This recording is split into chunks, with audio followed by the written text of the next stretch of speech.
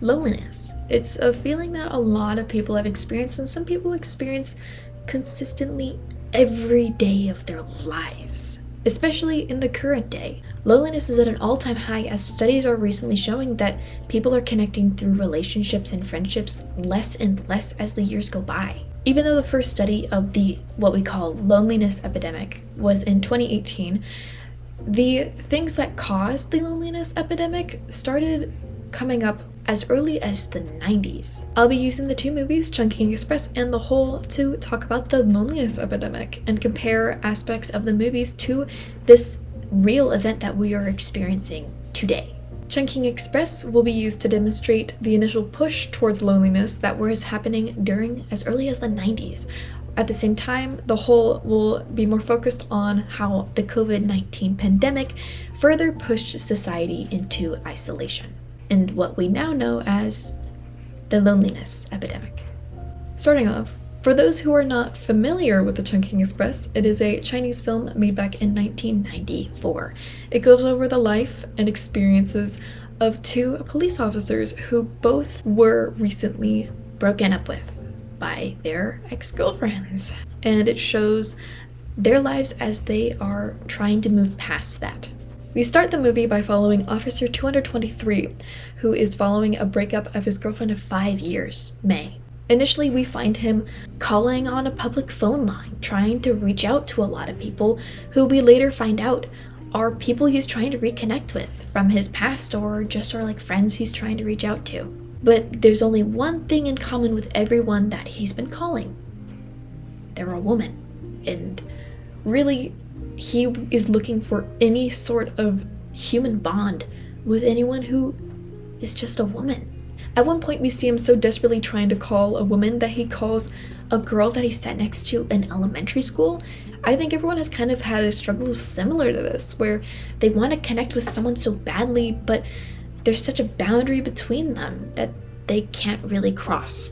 And nowadays, and similar to what we're seeing in the film, that boundary is interactions over a phone. It's harder to connect and communicate with people over a phone because there is a literal boundary between the two of you. And additionally, there's this feeling of just wanting someone to be in your life, but just having to feel like you have to beg for anyone just to be there for you. We see Officer 223 cope with the breakup by making himself believe that the breakup was just a joke and that May's gonna come back for him, and that on his birthday, which is May 1st, she's just gonna come back and just say it was some sort of joke. And through believing this, we see and we follow him as he purchases little tin cans of pineapples with the expiration date of May 1st for every single day of the entire month. And this is in order to prove that if by the time at the end of the month, which is May 1st, his birthday, either May will come back and their love will be reborn, or it's a sign that their love too, like the pineapple cans, has expired forever. Eventually, we find him captivated by a mysterious lady who seems just as lonely as him, despite her secret life of being a drug dealer. Yeah. Cop 223 is just so desperate to be around anyone who is just a woman, and we find him sitting next to her in the bar. And despite her shooing him away and telling him that he's not her type, he just still stays put, even saying that he wants to stay next to her even if she won't allow him to talk to her. Sometimes just being next to someone physically can help cope with these feelings of isolation or loneliness from society.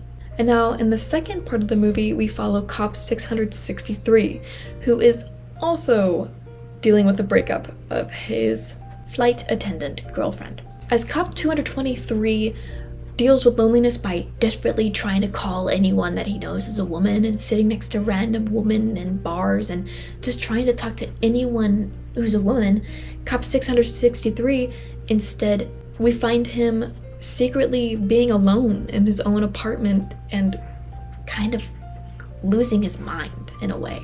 He goes down a spiral only when he's home alone. You know, he goes into society and acts like a normal person, but when he comes home, he spirals and he's talking to his apartment furnishing and he's talking to objects and plushies and to himself. and telling himself that his girlfriend's coming back, similar to Cop 223 in this way.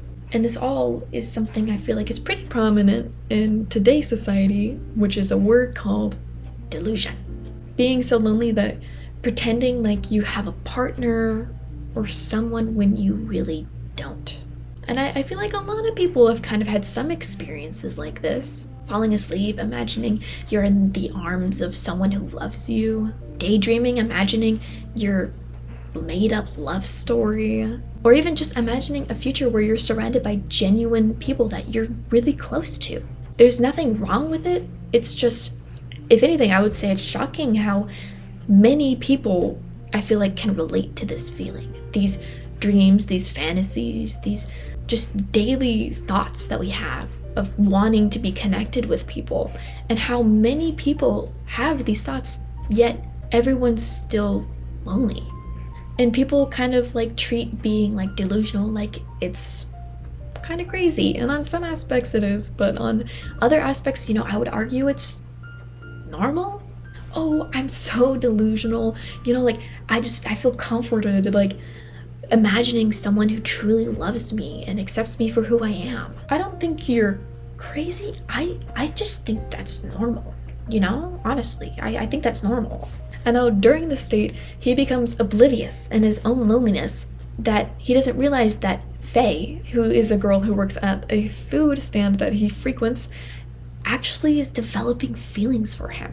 Sometimes we're so impacted by our own feelings of loneliness that we block out everything else. We just get wrapped up in this cycle of being alone that we don't realize the things around us. For example, like that girl who waved at you in the hallway, the guy who sat next to you in the first day of class who talked to you a little bit about something and you guys just never sat next to each other again, or that random person on the street who complimented you. We miss so many opportunities of social interactions and possible friendships or even relationships, and we're just so wrapped up in being alone. Now we watch the scene as Cop 663's ex-girlfriend actually comes to turn in her apartment keys to his apartment. Instead of giving him the keys herself, he doesn't show up. And so instead she just gives the keys to the person working at the food stand, which happens to be Faye. So now Faye has this letter from the guy that she loves, his ex-girlfriend, and additionally his apartment keys. And so next time he comes to the stand, she tries to give it to him and says like, oh, like your partner left a letter for you here. And he simply just says, oh, I'll read it next time up here.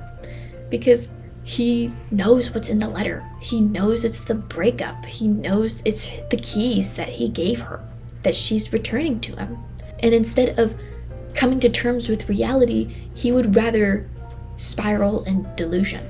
Now instead we see actually Faye take the keys and actually break into his apartment, which originally you might think is really bad, but in actuality, while it is still illegal, she doesn't do it with bad intention. She actually intends to bring life back into his life by secretly sneaking into his apartment and putting goldfish in the empty fish tank that he had.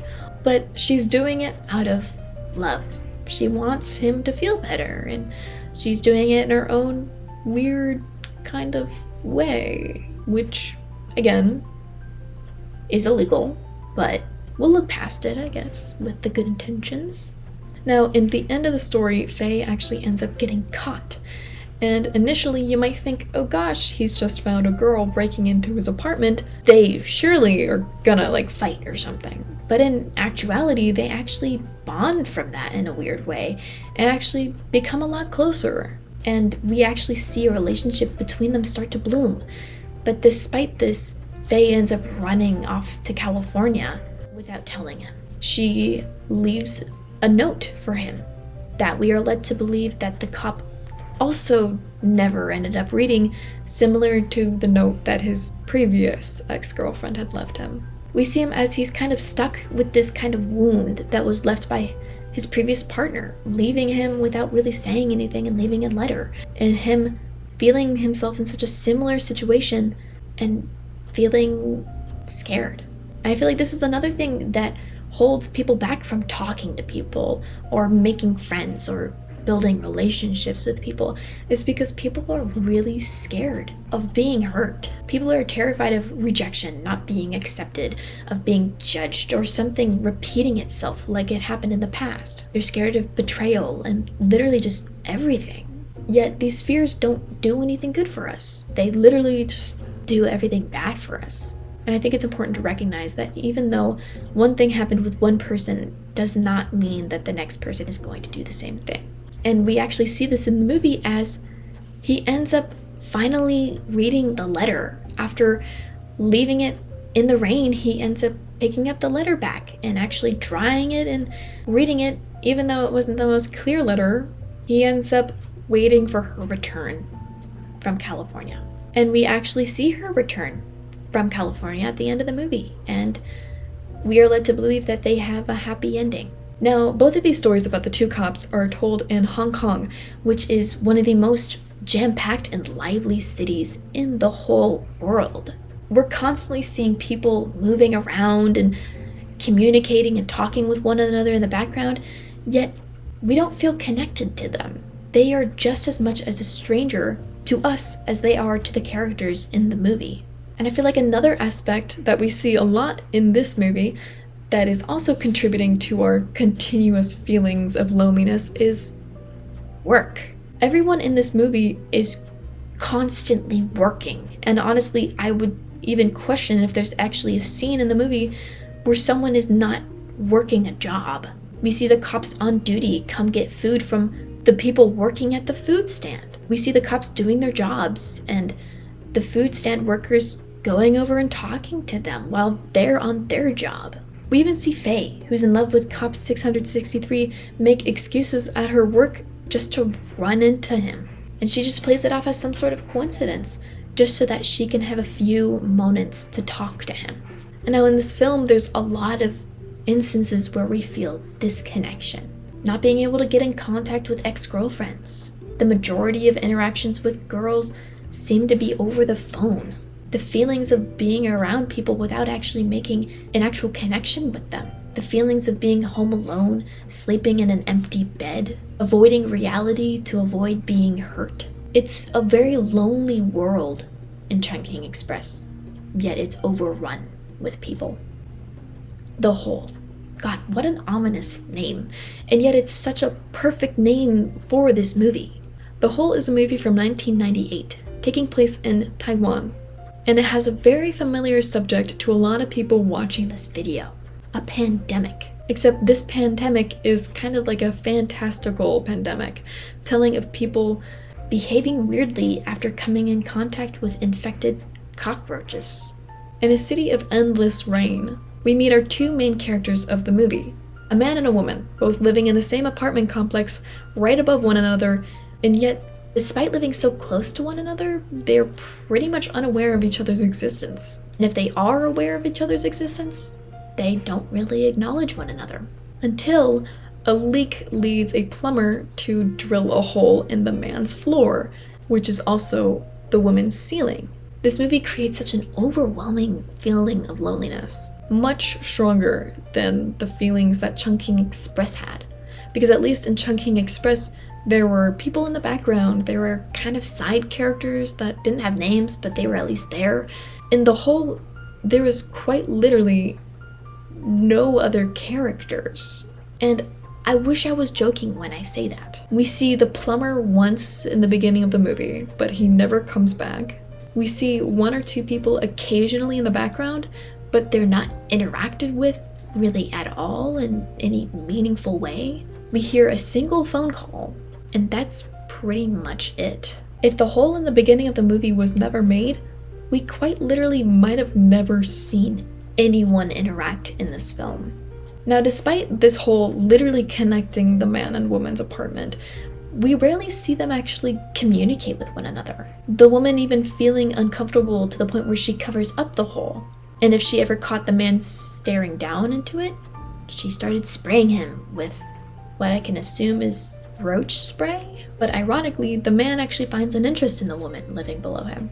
Yet he never really makes a real attempt to talk to her. There's a point in the film where he tries to like get in the hole, but it's like, honestly, if anything, it's just kind of awkward because he doesn't fit in the hole.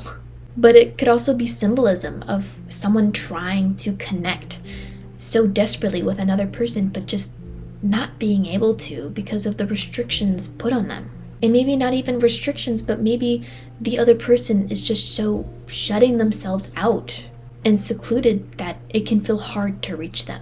Strangely enough, we watched the lady freak out about losing water to her taps, yet ironically she's surrounded by water around her. The water raining outside, water slowly literally ripping her walls apart, the water running the walls to the man's apartment above her. Maybe even this could be symbolism, and how much we focus on one source of love and just block out all the other sources of it. Once that one source that we focus on is gone, it feels like all the love is gone.